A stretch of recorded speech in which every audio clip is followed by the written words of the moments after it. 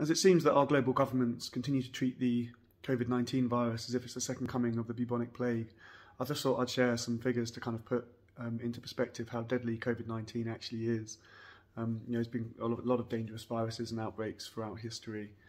So I thought I'd share the case mortality rates for some of these viruses and compare them to COVID-19. So obviously, the most famous one for us anyway was the bubonic plague, and that had a mortality rate of about 50%, so about 1 in 2 died.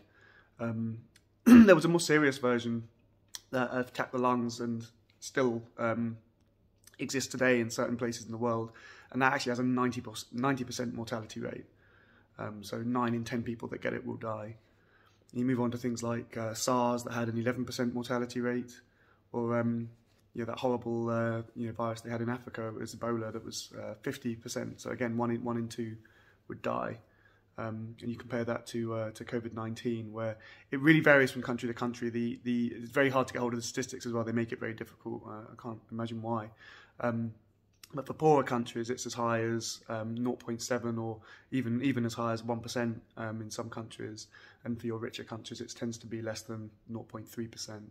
And it's very much affected by age. So it's the younger people, just don't really die from it, or they do. It's very, very rare. Or people with pre-existing health conditions, but it mainly affects the elderly. And the average age of death in Britain from COVID-19 is still 82.5, so it's actually older than the average life expectancy. So yeah, that's what I put COVID-19 in perspective.